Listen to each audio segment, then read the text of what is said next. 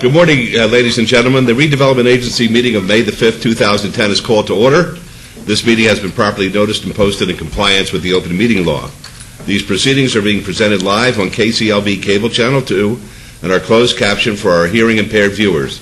The Redevelopment Agency meeting, as well as all other KCLV programming, can be viewed on the city's website at www.kclv.tv. The proceedings will be rebroadcast on KCLV Channel 2 and the web the Wednesday of the meeting at 8 p.m. and also on Friday at 4 a.m., Saturday at 7 p.m., Sunday at 7 a.m., and the following Monday at 1 p.m. We always make the announcement about this state-of-the-art fire detection and sprinkler system that we have here. If alarms should activate, please leave. Wait until our marshals say it's safe to come back. No reason to expect that would ever happen, but we do this as a matter of caution. So we're going to go to item number 3, which is approval of the final minutes by reference of the regular Redevelopment Agency meeting of March 17, 2010. May I have a motion, please? Yes, Your Honor. No additions or deletions. I'll make a motion to approve the final minutes, please.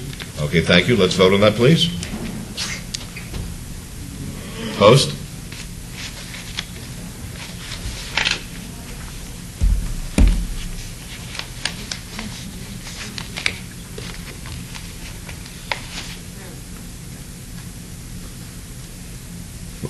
Motion carries. Let me say this, that it's a little out of order from the ordinary way we do it, Bev. The abstentions are on the right, the yes is in the middle, and the no is on the left instead of the yes being on the right. Right, so I want to advise everybody of that when they're voting. All right, very good.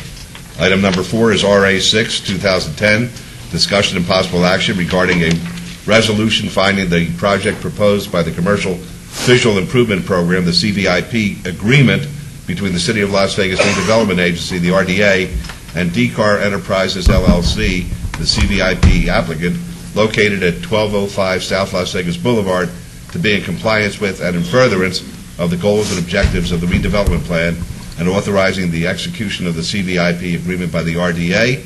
And this is in Ward 3, and the item is related to Council Item 60, which is R-29-2010. Mr. Arndt. Thank you. Good morning, Mr. Mayor, members of Council. For the record, Bill Arndt, Director, Office of Business Development. This item before you today is a Visual Improvement Program grant, or VIP program. It's been a successful program, and we have another wonderful business with us today. The business is Viva Las Vegas. It's a wedding chapel on South Las Vegas Boulevard. Property was built back in 1963 as a wedding chapel and a hotel.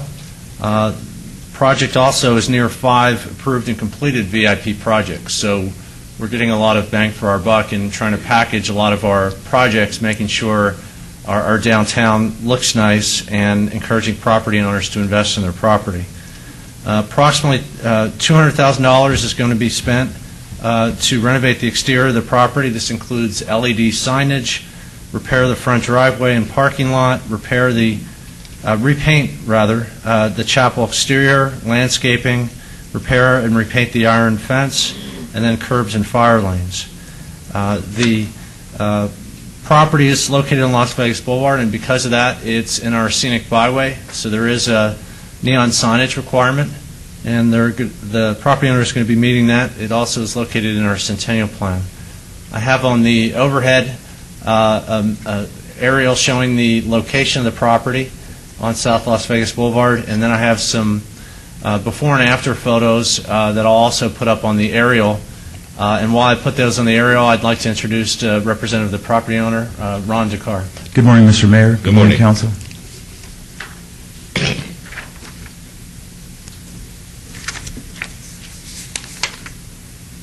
So this is a before photo with the signage, and I have a shot of the afterwards, and then I'll show some of the other improvements that are coming in. And Mr. Carr's here if you have any questions of him.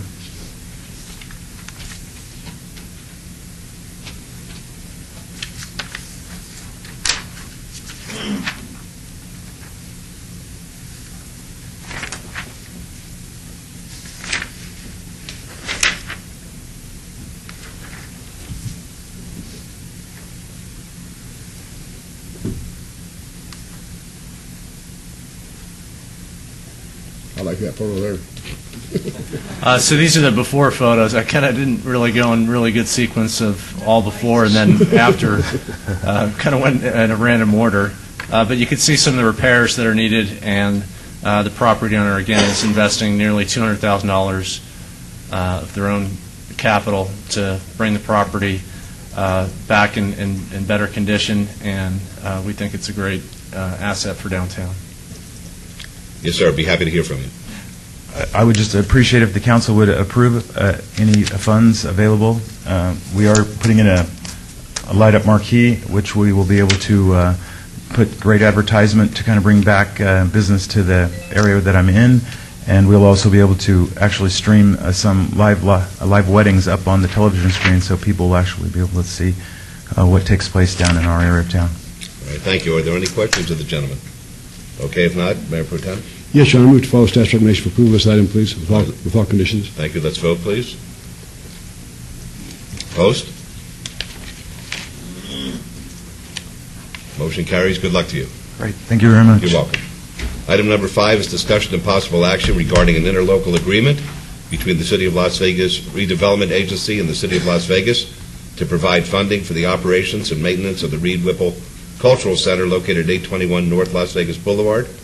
This is in Ward 5, and the item is related to Council Item number 50. Mr. Arndt. Thank you. This property, as you are aware, is located within the City of Las Vegas redevelopment area, and the city has been faced with a challenge due to operational funds previously used for the facility that are no longer available. The property was facing closure.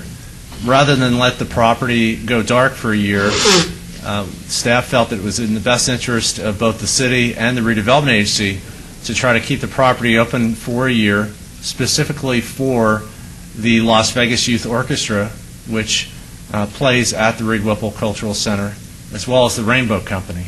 In order to do that, we had to provide funding or find a funding source to fund the custodial, building maintenance, as well as the private utility costs.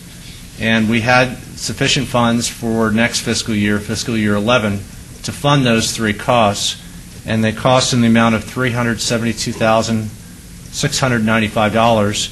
So the redevelopment agency is proposing to fund that to the city to fund those three costs to keep the facility open for fiscal year 11. Again, the Las Vegas Youth Orchestra and the Rainbow Company will still be housed for fiscal year 11. We have staff support from Cultural Affairs and potentially the Neon Boneyard Museum to actually staff the front counter to keep the building open and close the facility. So we think this is a good partnership that will allow the facility to stay open for 1 year. During the year, we'll evaluate different reuse options, and during fiscal year 11, we'll come back to you both as a board for the redevelopment agency and the city council to present that plan to get further input and direction on the future of the facility. Thank you. Any questions or comments to Mr. Iron? I'll say this, that during our town hall meetings, an impassioned plea went out to those in attendance from the users of the Reed Whipple facility, in particular the Rainbow Company and the Youth Orchestra, and there were some folks here from the Senior Orchestra as well, and they really beseeched us to keep it open, but we made it very, very clear that based on our financial situation, we may be able to make accommodations for this coming year, but thereafter they're going to have to engage in some serious introspection as far as fundraising is concerned, and I would hope that word goes out to him, Mr. Arndt, because I just don't see, based on everything I'm hearing, where we're going to have the wherewithal to keep it open next year. I think we're going to be doing two things. We're going to be looking to those organizations to see what funds they have available for continuing operations. We'll also look at alternative facilities. If there are facilities currently in use that don't carry the expense that this facility does, we'll evaluate those options as well. Right, because we all recognize the value of the Rainbow Company and the orchestras. There's no question about that. They're real jewels in our community, but you can't pay for something if you don't have the money. And I'm asking all the 501c3s and all of those kinds of organizations to begin thinking in terms of fundraising from the private sector. If we're going to have a community, it's going to have to be a public-private partnership as far as some of these issues are concerned. So with that, Councilman Barlow, Yes, sir. the motion, please. Move for approval. All right, let's vote, please. Opposed? Motion carries. Thank you. Item number 6 is discussion and possible action regarding an interlocal agreement between the City of Las Vegas. Yes, Councilwoman. Did I have a vote on that? Electricity, Would you like to show it in the affirmative? yes. All right, very good. 6 is discussion and possible action regarding an interlocal agreement between the City of Las Vegas Redevelopment Agency and the City of Las Vegas to provide for the operations and maintenance of the historic Fifth Street School located at 401 South 4th by the City of Las Vegas Office of Cultural Affairs. This is in Ward 3, and the item is related to Council Item number 51. Mr. Arndt. Thank you. This item is an interlocal agreement for the redevelopment agency to engage the city's Office of Cultural Affairs to help manage the facility for a 2-year period with one-year option. It's been a good partnership where we have cultural affairs staff on site managing the property for us, which entails 2 things: working with 3 tenants, which we have at the facility. The second thing that they do is they lease the rental space for the gymnasium as well as for the art gallery, the auditorium, adjacent to the gymnasium. It's been a good partnership. It does require funding. We have nonprofit leases that we're passing on common area maintenance costs, utility costs.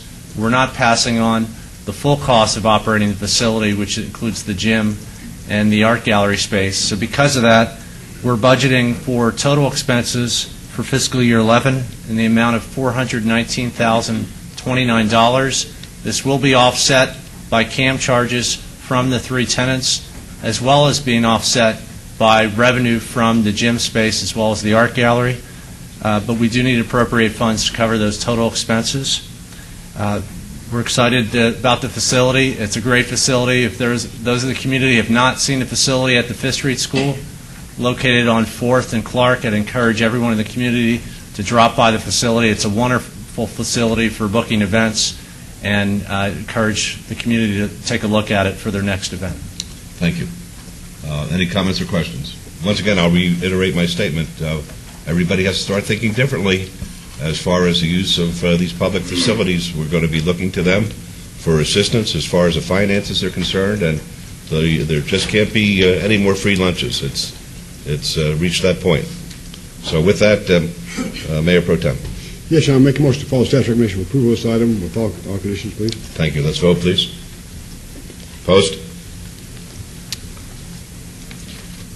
Motion carries. Thank you. Thank you, Mr. Arndt. Item number 7 is citizens' participation. Public comment during this portion of the agenda must be limited to matters within the jurisdiction of the Redevelopment Agency. No subject may be acted upon by the Redevelopment Agency unless that subject is on the agenda and is scheduled for action. If you wish to be heard, please come up to the mic, give us your name. Let's put the 3-minute timer on, and be happy to hear from anybody. Good morning. My name is Anthony Hardy. I live 123 Davis. Mr. Mayor, I'm down here for a lot of reasons, but the main thing is I'm glad that all the unions throughout the country is beginning to realize that we're in a bad situation and everybody has got to contribute. So the school is trying to get all the unions and whatever to do their thing and save money. See, if people take a cut in their salaries across the board, everybody save their jobs. And see, jobs are more important than anything. And so I'm glad everybody seemed to listen to what I'm saying. The school board did it, the state did it, and I just hope that whoever is causing y'all bring it together, but it takes everybody's cooperation, and the union has got to get involved at the top. The union has got to cooperate and get it done, because these are hard times. And Mr. Mayor, I want to say this to you. I know you tease me a lot, and you always say you don't do the same thing. When I mentioned a Neonopolis, you got me answer that wasn't your baby. When you became mayor, that was a slab. You signed your signature on the beam, and I did too. You're responsible for that building. That's your baby. Thank you. Thank you. It's a baby I'd like to drown. Okay. Anybody else like to speak? All right. Seeing none, we're going to go on to item number 8. Item number 8 is agency member recognition. Comments made by individual agencies members during this portion of the agenda will not be acted upon by the agency unless that subject is on the agenda and scheduled for action. Would any a member of the redevelopment agency like to speak under this portion of the agenda? All right, seeing none, the redevelopment agency meeting is adjourned, and we're going to start our city council meeting as close to 9 o'clock as possible. Thank you.